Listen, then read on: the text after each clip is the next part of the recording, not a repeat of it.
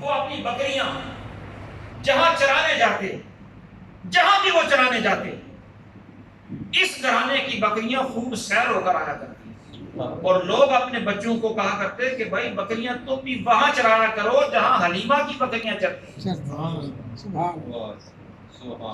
جہاں ان کی بکریاں چرتی ہیں تم بھی اپنی بکریاں وہاں چرایا کرو۔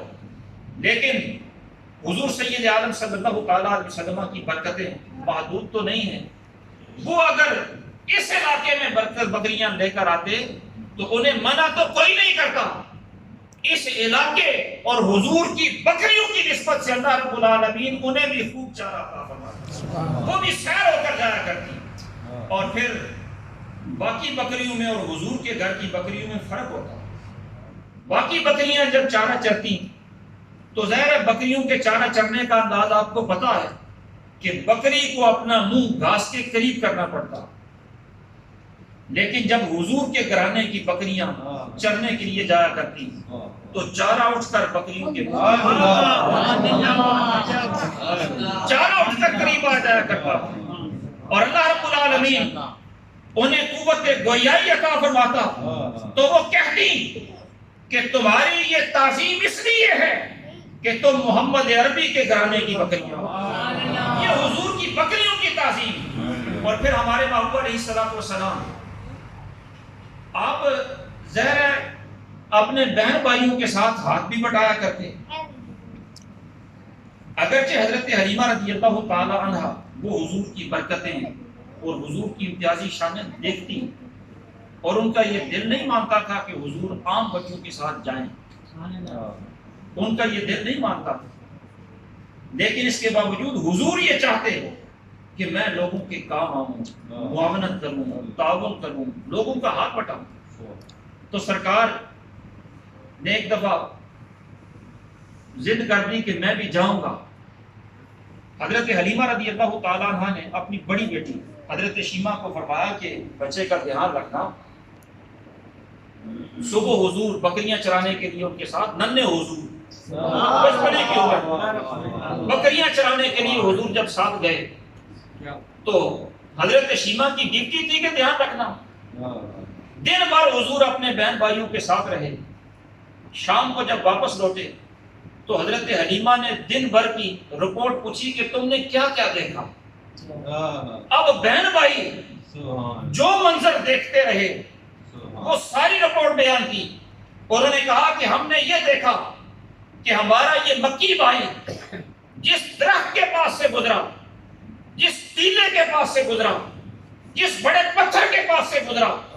جہاں سے بھی گزرا، چونکہ آج پہلی دفعہ اس علاقے کو حضور کے قدم چومنے کی سعادت نصیب ہو رہی تھی، جہاں جہاں سے یہ میرے محبوب علیہ الصلوۃ والسلام گزرتے گئے، ہر درخت، ہر ٹیلا، ہر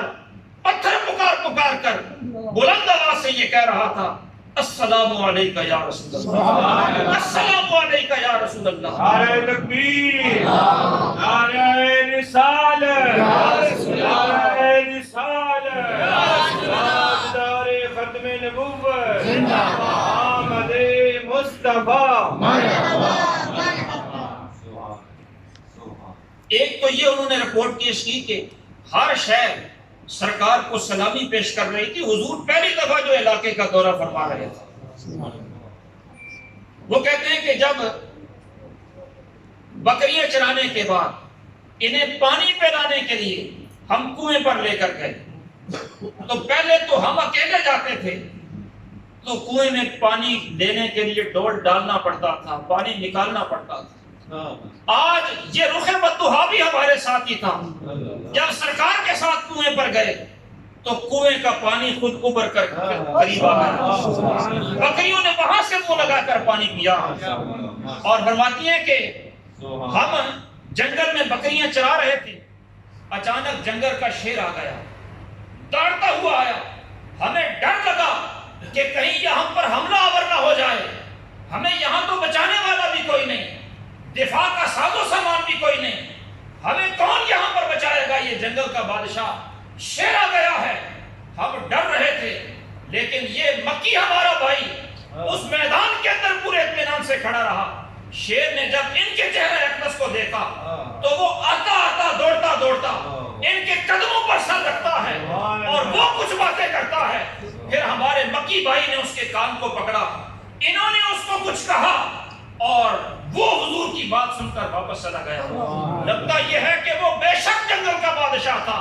لیکن مالک عرب و عجم کی بارگاہ میں وہ آیا ہے, زمین و آسمان کی بادشاہ کی قدموں کو بوسے دے کر, اپنی غلامی کا اظہار کر کے, اپنی وفاداری کا یقین دلا کے, حضور کی بارگاہ کے پھیرے دے کر اور حضور کی زیارت سے مشرف ہو کر وہ واپس چلا گیا. حضور سید عالم صلی اللہ تعالیٰ علیہ وسلم کی یہ بہن بھائی اپنے گھر میں آ کر